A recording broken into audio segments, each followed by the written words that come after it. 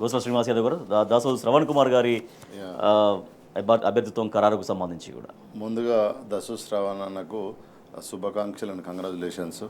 తర్వాత ఒకటి ఏంటంటే అంటే స్పష్టంగా బీఆర్ఎస్ పార్టీ అంటే దేశంలో కానీ లేదా రాష్ట్రాలలో కానీ ప్రాంతీయ పార్టీలతోనే బీసీలకు ప్రధానంగా న్యాయం జరిగింది. ఎస్సీ ఎస్టీ బీసీలకు ప్రధానంగా మనం ఎక్కడ చూసుకున్నా కూడా.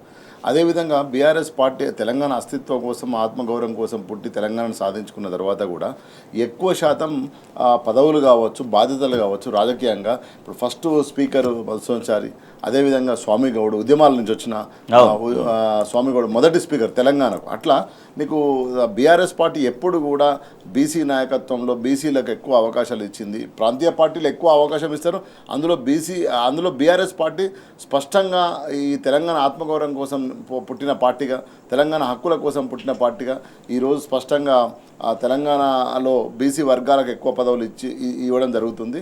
అదేవిధంగా రేపు జాతీయ పార్టీలతో చాలా కష్టం, ఎందుకంటే జాతీయ పార్టీల లాబింగులు రైజనింగులతోనే పోతుంది కాబట్టి చాలా ఇబ్బందికరంగా ఉంటుంది. అందులో భాగంగానే ఒక ఉద్యమకారుడు, తెలంగాణ ఉద్యమంలో కీలక పాత్ర పోషించిన శ్రవణ్, అదేవిధంగా విద్యార్థి నాయకుడిగా ఉస్మాన్ యూనివర్సిటీలో జనరల్ సెక్రటరీగా పనిచేసి వివిధ కార్పొరేట్ కంపెనీలకు కూడా ఒక లీడర్షిప్గా పనిచేసి ఈరోజు ఒక మంచి హోదానిచ్చి ప్రజా గొంతుకగా ఎన్నో సమస్యల మీద శ్రవణ్ గారు పోరాటం చేయడం జరిగింది.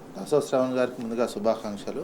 అయితే ప్రధానంగా ఒక టాలెంట్ ఉన్నటువంటి క్యాపబిలిటీ, చదువు, ఒక సామాజిక అంశాలు కావచ్చు, ఈ రకమైనటువంటి ఒక మేధావిగా ఉన్నటువంటి వ్యక్తిగా ఉన్నటువంటి దాసోజు శ్రవణ్ గారికి రావటం బీఆర్ఎస్ ఆ యాంగిల్లో ప్లస్ విధేయతకు సంబంధించినటువంటి అంశాలు, అదేవిధంగా ఒక కమిట్మెంట్, ఏ ఎక్కడున్నా ఏదైనా కమిట్మెంట్గా పనిచేయడము, ఉన్నటువంటి నాలెడ్జ్ని ఎప్పటికప్పుడు ప్రతిపక్షంలో ఉన్నటువంటి సమయంలో అధికార పార్టీ చేస్తున్నటువంటి ప్రజా వ్యతిరేక కార్యక్రమాల పట్ల సునిశ్చితంగా విమర్శ చేయడం, లోతుగా అధ్యయనం చేసి పోరాటం చేయడం, కోర్టులలో కొట్లాడడం కావచ్చు, ఎమ్మెల్సీకి గవర్నర్ కోటాలో ఇచ్చినటువంటి ఎమ్మెల్సీకి సంబంధించినటువంటి అంశంలో సుప్రీంకోర్టు దాకా పోయి కొట్లాడటం, ఒక గవర్నరు ఒక రాజకీయంగా కక్ష సాధింపు చర్యల్లో భాగంగా ఈ రకంగా అవకాశం వచ్చినటువంటి ఒక ఉద్యమకారులకు కావచ్చు, అదేవిధంగా సామాజికంగా ఉన్నటువంటి వ్యక్తులకు కావచ్చు వస్తున్నటువంటి అవకాశాలను